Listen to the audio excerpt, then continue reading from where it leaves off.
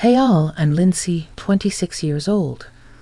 So here I am doing something I never thought I'd do, sharing a piece of my life on a public platform. Yikes. You see, I'm not one to flaunt things or share personal stuff, but this story is just too spicy not to share. Plus, I don't have many close friends to vent to. So here goes nothing. Let me get a few things straight before I dive into the meat and potatoes of this crazy experience. First, I've changed everyone's names in this story because, well, I don't want anyone potentially tracking me down and exposing me to the wrong people. You can't be too careful these days, especially when you're someone like me. You see, I grew up swimming in money, and I'm not going to lie, I was used to it. Don't get me wrong, I'm not some spoiled, prissy brat. The reason I was able to live in luxury and have anything and everything I wanted was because of my dad, Austin 60, male. He was and still is all about saving money. My dad's frugal behavior is one for the books. He always taught me the value and importance of money. I still remember his words like they were yesterday. The difference between billionaires and millionaires is that we don't spend it all willy-nilly. We actually invest and save our money. They can buy yachts, and we can buy the oceans their yachts are on. I didn't even know classism existed amongst the 1%, but apparently it's a thing. Oh. And if it hasn't been clear already, my dad is a billionaire, and I am a billionaire. So, despite my upbringing, I'm not the kind of person who shows off. You wouldn't even guess that I have money in the first place, let alone billions of it. I never liked the extra attention that came with it. As soon as people learned I was a billionaire, they'd either try to leech off me or keep their distance, assuming I was some spoiled brat. Hence my lack of close friends. As I mentioned earlier, the lack of friendships and connections I've had really left me desperate for human connection. I guess that's why I fell head over heels when I met Ernest, 28, male. Our paths crossed when I was in Dubai, and he was there for business. I was enjoying a little family vacation at one of the hotels my dad owned. Ernest spotted me, and, well, he didn't waste any time trying to strike up a conversation. Guess I intrigued the guy. It was the first time a guy was genuinely interested in me, so naturally I was smitten too. We started talking, and it felt like we clicked from the very beginning. Ernest was charming, down to earth, and, as I would later find out, some days later, a millionaire. After a few days of talking, he opened up to me about his wealth. He told me how he was used to gold diggers wanting to be with him just for his money. You know, you're one of the good ones. God, I never thought I'd be able to find someone like you. But yeah, here you are. You're so down to earth, and you're not pretentious. And I'll admit, I was a bit scared to tell you that I'm a millionaire so soon. But I can't help it, you're perfect, and I really feel like fate brought us together. You probably have never seen $1 million in your life, so you're so humble and sweet, and oh, I could marry you right now. You can probably guess where this is going. I decided to lie. I confirmed his obviously wrong conclusions about me, that I was just from your stereotypical middle-class suburban family back home in the States. I even made up a story about winning this vacation through a university trip. Now, I know I was wrong for lying to this man. I'll admit it. But could you blame me? I was so desperate for love, and I was so scared of losing someone who would actually love me for me. Besides, he was a millionaire, so he understood money and the importance of it, or so I thought. So the difference between us wasn't going to be too bad when he eventually found out that I was a billionaire. I decided to keep up with this charade for a little while longer, just so that he wouldn't leave me as soon as he heard I was a billionaire because I was scared that the tables would turn, and he would turn into the gold digger or even worse, dump me because he couldn't keep up with me. Shout out to the fragility of the male ego. Plus, I wanted him to like me all, and he just couldn't stop gushing about how much he loved how simple and manageable his words were. Now, at the time, I didn't think much of what he was saying, but oh boy, they'd come back to haunt me later. But I'm getting ahead of myself. So, Ernest and I started dating, and for a while, everything was great. But deep down, I felt guilty for not being honest with him about my true wealth. So Ernest and I eventually returned to the States, and we decided to keep in touch. Things were going so well, and I was having the time of my life, but there was this nagging guilt that I couldn't shake. I knew I had to reveal the truth to Ernest, but every time I thought about it, I'd get cold feet. Months went by, and I still hadn't told him the truth. Meanwhile, Ernest was happier than ever, thinking he'd found the perfect future wife. But I couldn't keep up the facade forever. It was becoming more and more challenging. I even went as far as buying a house that looked pretty basic and middle class and hiring actors to pretend to be my family members because I hadn't told my father about this relationship. I knew he'd be furious once he found out, and sure enough, he did. One night, after a dinner date in the sky, Ernest made a comment that caught me off guard. "You know, you blow my mind every day. How we just had dinner in the sky, Lindsay. People don't normally do that sort of thing." "Oh yeah, I suppose not. But you're so calm and laid back. It's like you're not impressed." "Oh no, I am, of course I am." "Thank you for the lovely date." "No, trust me. It's a good thing. It's refreshing. I've told you how much I adore your simplicity. It's a nice change of pace.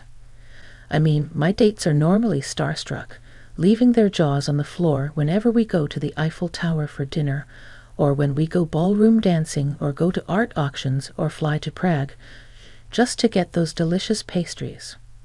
Or heck, even having a little trip on a small, basic yacht. It's embarrassing. But you know how to act. You're never like that. You're so calm about everything. You never take advantage of me or act bougie or pretentious. And I love that about you.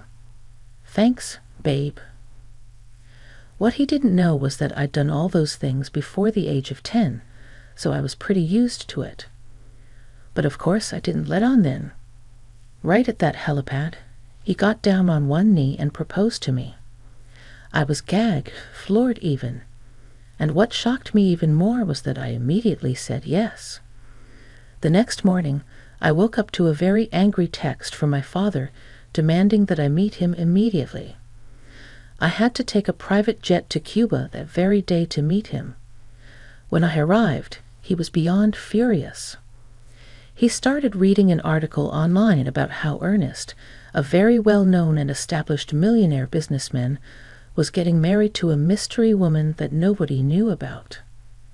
Dad read a direct quote from the article where Ernest said, "I would like to keep my wife's identity private, but just know we are very happy and beyond ecstatic to see where this goes." "How the heck did you know it was me?" He just laughed, one of those evil villain-hearty laughs, and said, "Lindsay, darling, have I taught you nothing? Of course I was going to find out. I'll admit you did a good job hiding it for a while, but I have eyes and ears everywhere. Why did you keep this a secret from me? Is it because you knew I wouldn't approve?" "Yes, I knew you'd tell me to end things." "Well, you're right. I want you to end it immediately. We'll buy their silence." "It's okay." "No, Dad, I love this man. You don't understand." I couldn't hold it back anymore and broke down crying. I spilled my heart out, telling him everything. How we met, how much. I loved Ernest, and I was willing to make things work between us. Dad asked me if Ernest knew that I was a billionaire, and I confessed that he didn't. Dad looked even more stressed out and frustrated, but then he asked me if I was certain about going through with this. I couldn't hold back my emotions and affirmed that I was. He finally said he'd support me, but on one condition. He wanted me to sign a prenuptial agreement when we got married. So several months went by, and the wedding preparations were in full swing. Ernest's mom, Myrtle, 57, female, and I hadn't spent any time together before this, mostly because Ernest didn't bring his dates home that often unless it was something serious. I knew that I had to be someone special for her son to bring me home, let alone marry me. Ernest had told me that his mother was ecstatic to meet me, but when we first met, her initial happiness quickly transformed into complete disgust when she saw me. We had dinner, and Myrtle began grilling me about my life, but not in the typical, I want to see if you're good for my son kind of way. It was more like, are you bougie enough to fit in with us and our brand?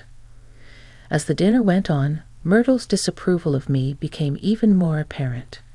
She kept nagging me, asking me if I had what it takes and telling me that I should do better for my man.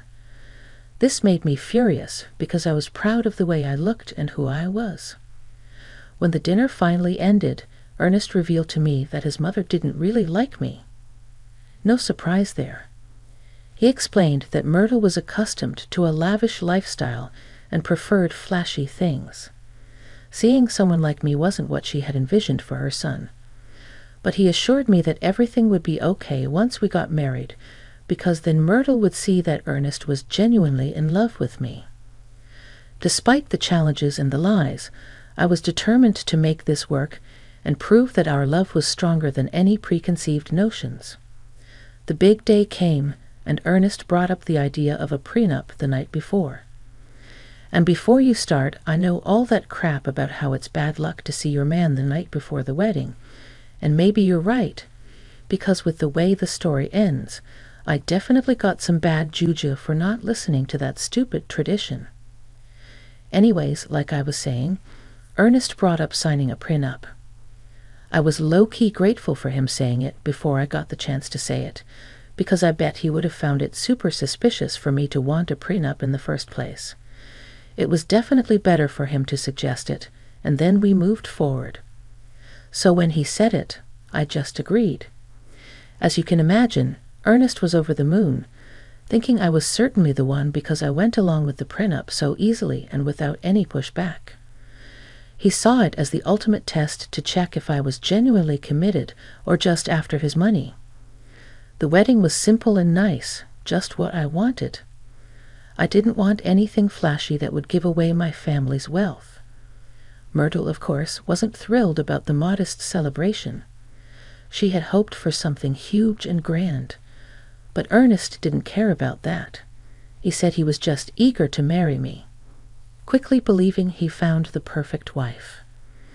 On our wedding night, Ernest spilled the beans that he bought a mansion in a new neighborhood, and we were going to spend the rest of our lives there. So that's what we did. We moved from where we were staying before to this new place, and things were going great between us during our honeymoon phase. A couple of months went by, and unfortunately, I had to face the music. Myrtle started bothering me more frequently than usual. She wanted me to change my appearance for her son, forcing me to wear 6-inch heels on a daily basis, which was definitely not my style. I kept refusing her advice and complaining to Ernest.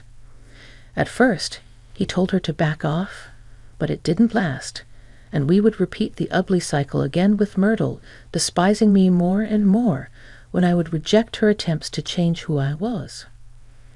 One day, Myrtle tried her BS again, giving me backhanded compliments and telling me that I would be better than ever if I just listened to her.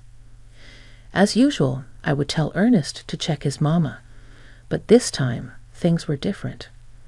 Ernest surprised me by actually agreeing with his mother. I know, right? Like what the frick? He said, it's about time you started acting. What can I say? Proud. Yeah, I think that's the right word. It's about time you started acting proud of me. But I am proud of you. I don't get what my appearance has to do with that. Don't get me wrong. I love the look, babe, she said, her voice soft with affection. It's just, you aren't representing me well. I don't want you to be flashy and trashy, but just, dress up a little. Fussy up more often." This revelation bothered her deeply. It made her see their relationship differently. She started to realize that Ernest didn't want a partner to have fun with. He wanted a pretty trophy wife who knew when to stay quiet and not misuse his funds. As time passed, he became less affectionate and more controlling. She began to question everything, but the fear of being alone stopped her from doing anything. She thought she could handle staying with him, even though their relationship was losing its warmth, and he was becoming more controlling. One day, she accidentally stumbled upon Ernest's texts where he and his mom were gossiping about her. They were saying she wasn't the right fit for him, and she was the opposite of a millionaire's wife. There was even one comment that said she looked too poor to even be considered middle class. That one stung a little, but what hurt her most was that Ernest was actually part of this bullying. It was clear to her that Ernest was determined to mold her into something more appealing.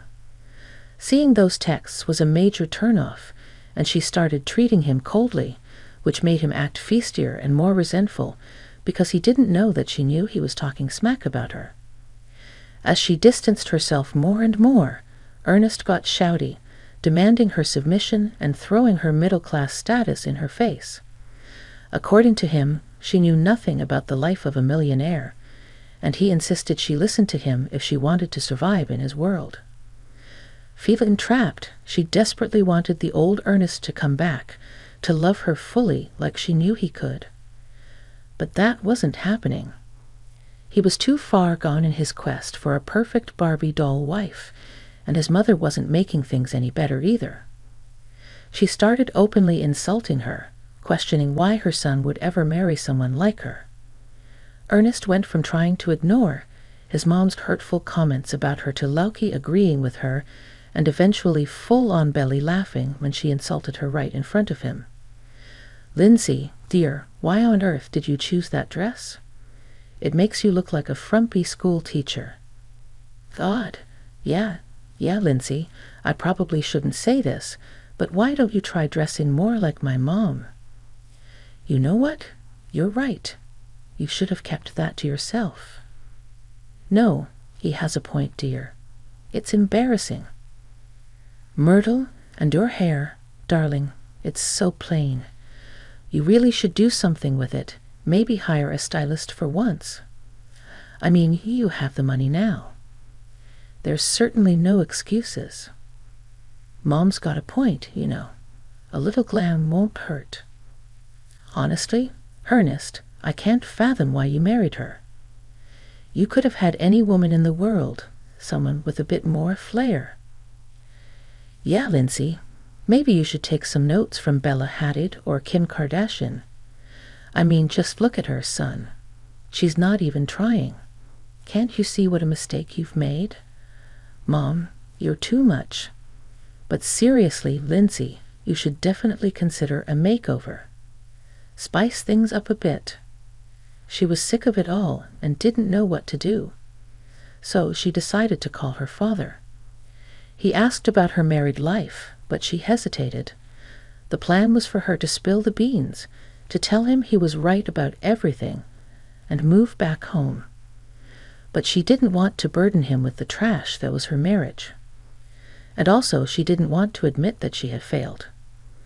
"I mean, it had been a year, and I was ready to call it quits. It would be a huge hit to my ego. He probably would have started World War II if he knew how miserable I was," she thought to herself. Dad asked again if everything was okay. She lied and said everything was fine. He was suspicious, of course, but he told her he was always a call away if things went south. He threatened to make Ernest and his family suffer if they ever treated her poorly. If only he knew. I thanked him and then I hung up. I felt like I owed it to myself and my dad to try. So I decided to start trying harder to please Ernest and Myrtle, thinking maybe, just maybe, I'd get their approval if I obeyed their wishes. In just a month, I transformed myself to fit the mold of those bougie housewives from TV, all the while still trying to be quiet and demure, as Myrtle would say. All the time, I was like a sexy little mouse. Honestly, I was sure that these two would finally appreciate me and care for me. When I tell you I had a complete makeover, I'm saying I was looking like I could live in the hills. You'd think this would finally please Ernest and Myrtle, but nope. Not a nod of acknowledgement for all the efforts I put into changing myself physically and socially. They just found more ways to tear me down, and I couldn't figure out why they were still being so mean. One day, during Myrtle's usual weekly visits to see her son and continue her insult parade, I snapped. I yelled at Ernest and Myrtle, calling them heartless and unreasonable for the crap they were putting me through. And then Myrtle started shouting back.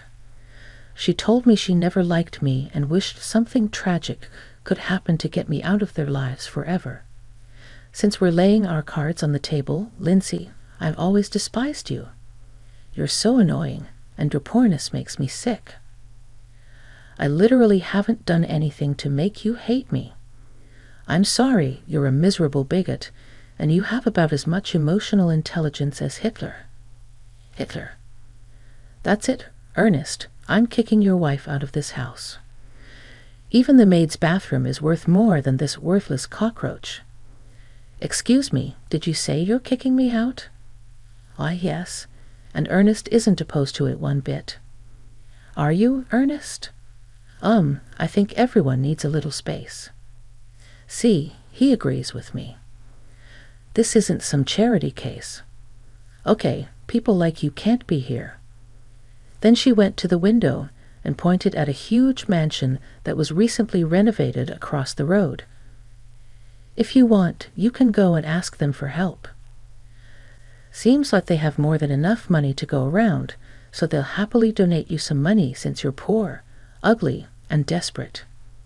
Nobody wants you here, so you need to go right now.